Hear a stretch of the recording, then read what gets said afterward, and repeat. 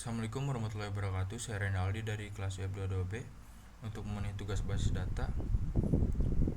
Kali ini saya membuat video tentang buat 5 IRD tentang karyawan proyek manajer, pelanggan pesanan produk, penulis buku penerbit, pasien resep obat, dan mahasiswa MK dosen.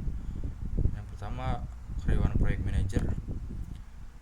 Terdapat tiga entitas, yaitu karyawan, project, dan manajer. Dan primary key dalam karyawan, ID karyawan. Di entitas project, primary key-nya ID project, dan di entitas manager, primary key-nya ID manager. Dan ketiga entitas ini mengarah terdapat relasi ke penugasan project, yaitu ID penugasan project sebagai primary key.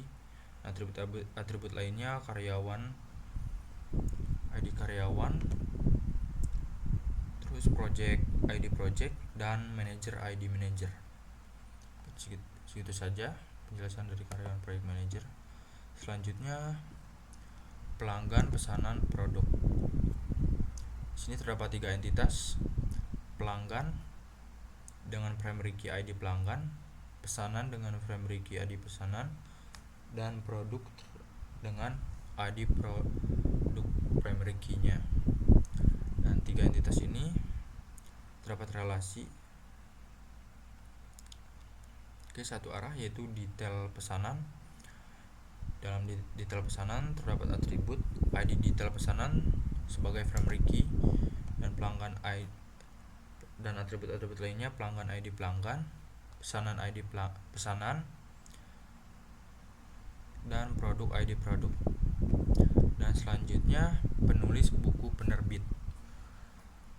Di sini ada 3 entitas juga: penulis dengan ID penulis, buku dengan ID buku, dan penerbit dengan ID penerbit.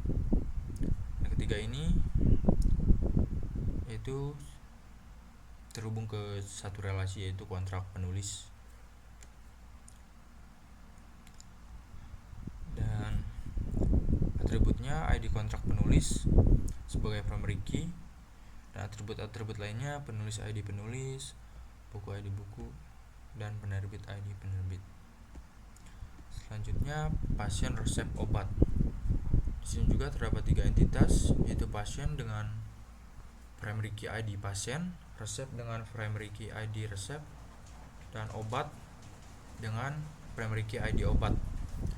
Dan 3 entitas ini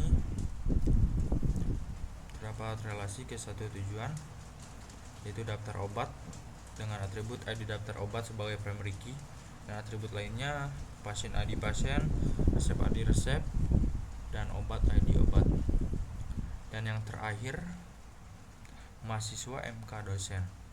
Di sini terdapat 3 entitas, yaitu yang pertama mahasiswa dengan primary key ID mahasiswa.